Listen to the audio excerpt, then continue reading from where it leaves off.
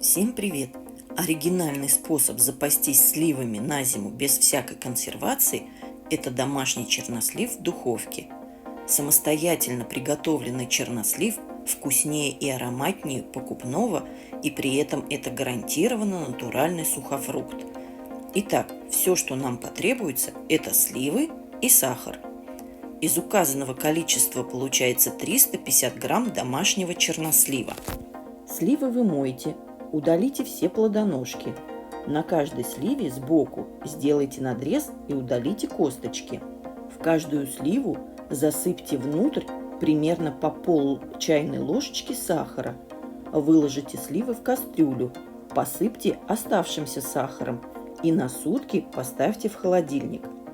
Периодически сливы нужно встряхивать, чтобы сахар, смешиваясь с соком, который будет выделять сливы, не оседал на дно. Спустя указанное время поставьте кастрюлю со сливами на средний огонь. Слегка перемешайте сливы, чтобы они все равномерно прогрелись и стали мягче. Затем сразу выключите нагрев. До кипения доводить нельзя, чтобы сливы не развалились и не потеряли форму. Прогретые сливы слегка изменят цвет. Это нормально. Противень застелите пергаментной бумагой. Сливы переложите в друшлаг и дайте стечь сиропу. Выложите сливы на противень. Включите духовку, разогреться до температуры примерно 60-70 градусов.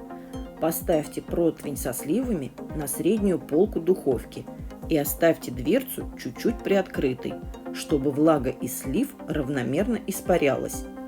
Если у вашей духовки есть режим конвекции, можно включить, это ускорит процесс. Таким образом, подвяливайте сливы в духовке от 4 до 6 часов. Точное время зависит от влажности слив и мощности вашей техники. Сливы немного уменьшатся в размерах, станут плотнее, но останутся мягкими.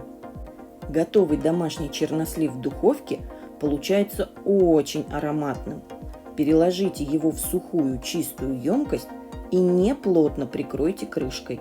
Хранить такой чернослив можно и без холодильника, в сухом темном месте. Причем хранится он довольно долго, около 6 месяцев. Только учтите, что так влага будет испаряться, и чернослив станет суше и немного уменьшится в размере. В холодильнике чернослив тоже можно хранить на дверке, в контейнере с плотно закрытой крышкой. Так он постоит там максимально долго и не напитается посторонними запахами. Такой чернослив отлично подойдет для каш, выпечки и десертов. А если вам мало этого рецепта и хочется приготовить еще что-нибудь, советую посмотреть вот это видео. И не забудьте подписаться и поделиться этим видео с друзьями. Всем приятного аппетита! Пока-пока!